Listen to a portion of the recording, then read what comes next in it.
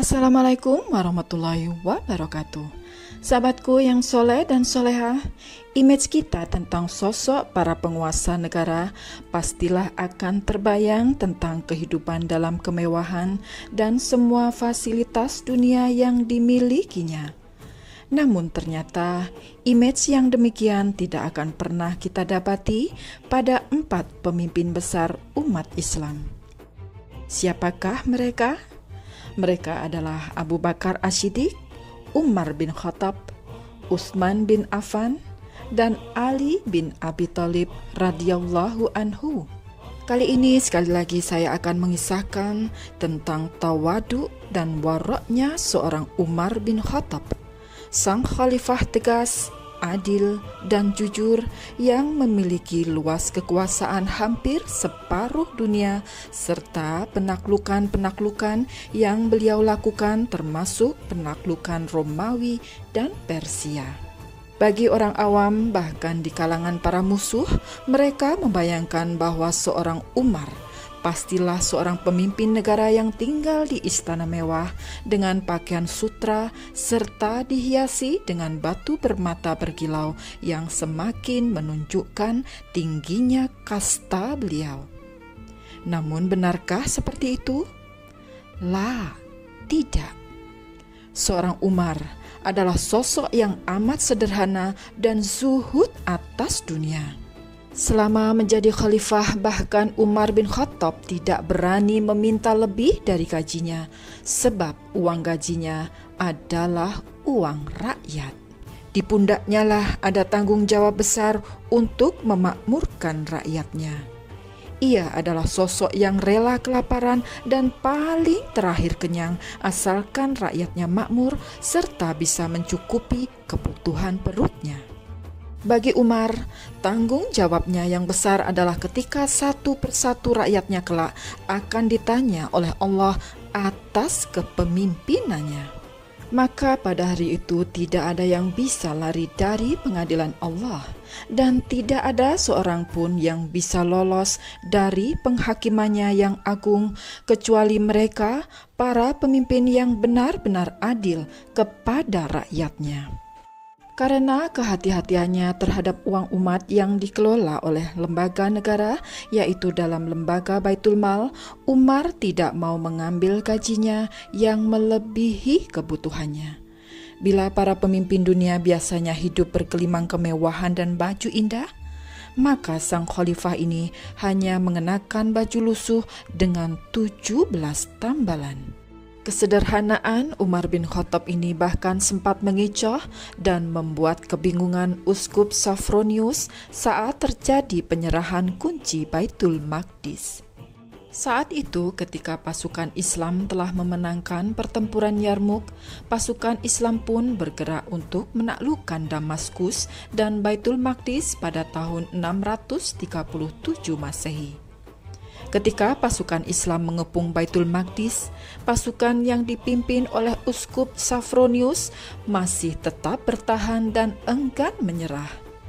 Namun berkat kegigihan pasukan Islam, pada akhirnya sang uskup tersebut bersedia menyerahkan Baitul Maqdis kepada kaum muslimin dengan syarat yang menerima kunci Baitul Maqdis haruslah sang khalifah itu sendiri, yaitu Khalifah Umar bin Khattab. Mereka juga meminta jaminan keamanan dan jaminan untuk tidak diusir dari Baitul Maqdis, serta jaminan tentang hak untuk memeluk keyakinannya masing-masing. Maka sang uskup pun mengirimkan surat kepada Khalifah Umar bin Khattab agar sang khalifah itu datang secara pribadi dan mengambil kunci di Baitul Maqdis serta menandatangani perjanjian damai antara kedua belah pihak. Ketika kabar itu sampai di hadapan Khalifah Umar bin Khattab, maka sang khalifah yang tegas dan sederhana itu pun segera mempersiapkan diri untuk berangkat ke Baitul Maqdis hanya berdua dengan pembantunya. Tanpa pengawalan, tanpa atribut kemewahan yang melambangkan kejayaan sebagai pemimpin dunia. Beliau hanya mengendarai 1 ekor unta saja yang dinaiki secara bergantian dengan pembantunya tersebut.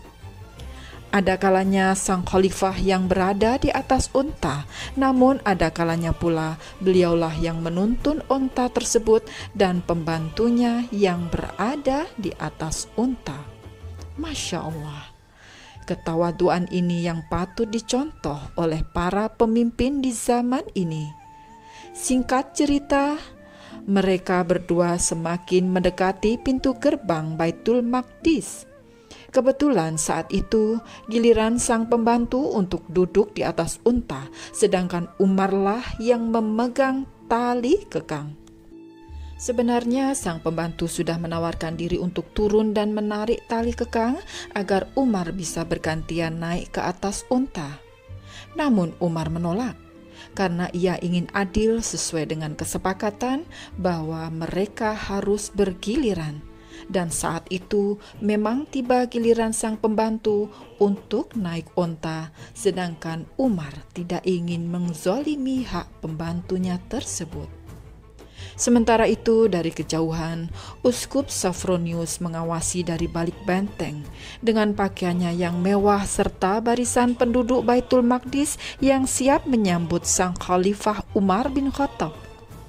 Dan mereka pun terheran-heran karena tidak tampak pasukan besar ataupun pengawalan ketat serta kemeriahan seperti yang mereka bayangkan. Samar-samar dari kejauhan hanya nampak dua laki-laki lusuh, yang satu duduk di atas unta dan satunya lagi laki-laki yang berbaju penuh tambalan sedang memegang tali kekang. Uskup Sophronius pun bertanya kepada salah satu pasukan muslimin, "Itukah Umar bin Khattab yang sedang berada di atas unta?" Maka tercenganglah ia ketika mendapatkan jawaban, "La, tidak. Laki-laki yang memegang tali kekang unta dengan baju penuh tambalan itulah pemimpin kami, sang Khalifah Umar bin Khattab." Demi melihat kesederhanaan Khalifah Umar bin Khattab, sang penguasa separuh dunia, Uskup Sophronius pun merasa malu. Ia yang hanya penguasa satu kota saja, berpenampilan begitu mewah dengan balutan kain yang bersulam emas, sutra, dan permata. Kagum dengan kesederhanaan sang Khalifah Umar, Uskup Sophronius pun berucap, "Orang ini akan memimpin suatu negeri yang tidak akan pernah terkalahkan." Sang uskup pun membandingkan kesederhanaan Umar bin Khattab dengan raja-raja terdahulu yang pernah menaklukkan Baitul Maqdis. Mereka adalah raja yang sombong dan pamer kekuasaan, sedangkan Umar adalah pemimpin yang disegani karena kebijaksanaannya, karena kejujurannya, karena adilnya, serta sifat-sifat mulia yang ada pada dirinya. Seorang Umar mengajarkan bahwa jika iman telah menjadi pakaian, maka dunia akan seperti tidak ada harganya. Tentang kesederhanaan dan kisah baju usang penuh tambalan ini ternyata terjadi pula pada sang putra, yaitu Abdullah bin Umar bin Khattab. Dikisahkan suatu hari sepulang sekolah, Abdullah bin Umar bin Khattab menangis terseduh-seduh dan mengadukan kepada ayahnya bahwa teman-temannya memperolok-oloknya karena baju yang sudah usang dan penuh tambalan. Melihat sang putra menangis, maka naluri Umar sebagai ayah pun tergerak dan merasa jatuh iba. Maka ia pun bergegas menuju Baitul Mal untuk meminjam beberapa dinar agar bisa membelikan baju baru untuk putranya itu.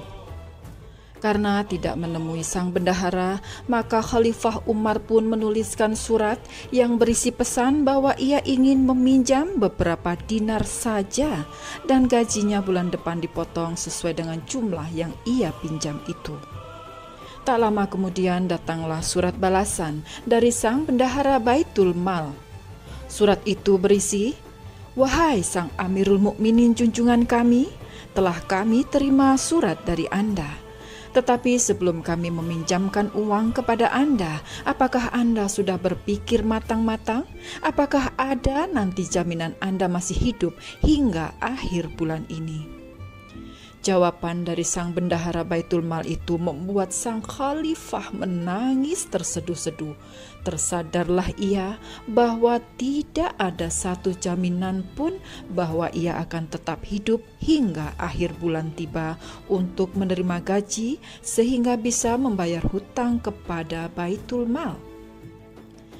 Maka Umar bin Khattab pun menghampiri sang putra dan berkata, "Wahai anakku, karena tidak ada jaminan bagi ayahmu ini untuk hidup hingga akhir bulan, aku takut untuk meminjam uang di Baitul Mal.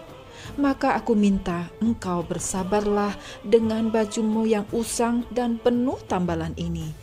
Ketahuilah putraku, bahwa kualitas seseorang itu bukan diukur dari bajunya, namun dari hatinya." Masya Allah. Sahabatku, ibrah yang demikian indah bagi kita dari kesederhanaan dan keadilan seorang Umar bin Khattab.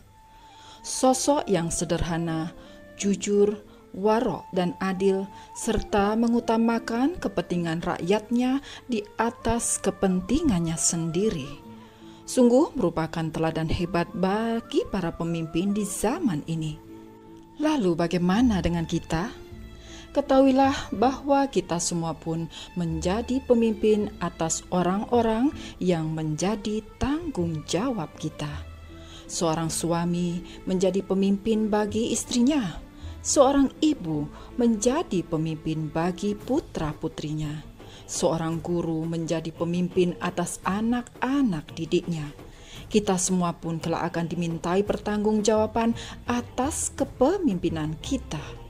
Maka keteladanan seorang Umar bin Khattab dalam kisah ini semoga bisa menjadi ibrah bagi kita sebagai inspirasi dan motivasi dalam meneladani kezuhutannya atas dunia. Ketawaduannya, kejujurannya, amanahnya, keadilannya, ketegasannya di atas kebenaran di sisi Allah Azza wa Jalla. Saya Wulansari undur diri, sampai berjumpa dalam kisah sirah selanjutnya. Wassalamualaikum warahmatullahi wabarakatuh.